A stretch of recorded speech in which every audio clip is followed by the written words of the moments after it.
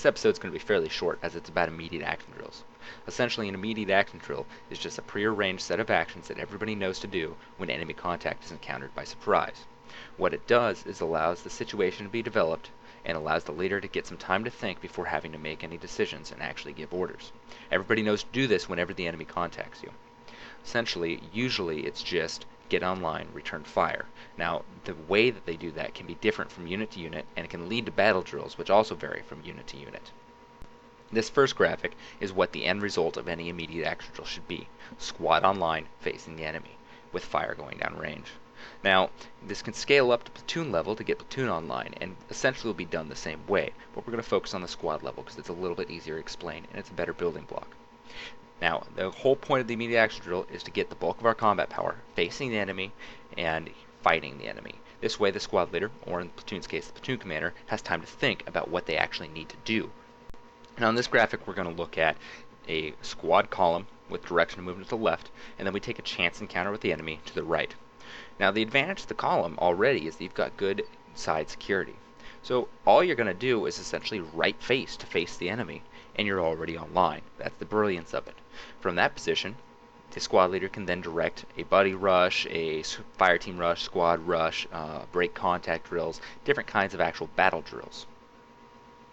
Now this graphic shows something a little bit more dangerous, enemy contact front when we're moving in column.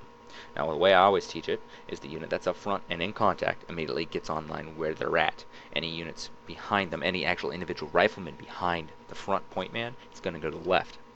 The unit that's to the rear then is going to get online and push right and get online with that first unit that's in contact, whether it be a fire team or a squad, depending on what level we're talking about.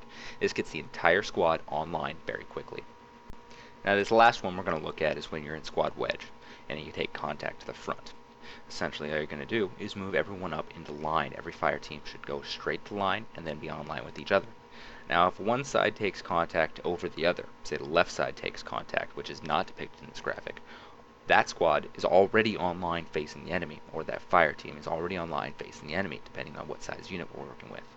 The one that is not in contact, that's going to be on the opposite side of the enemy, is going to get online and then move up online with the unit in contact, so everybody forms line.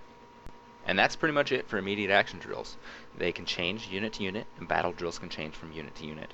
But for the most part, it's just trying to get online as quickly as possible in a prearranged, already rehearsed way, so everybody knows exactly what to do. It takes a minimum amount of time.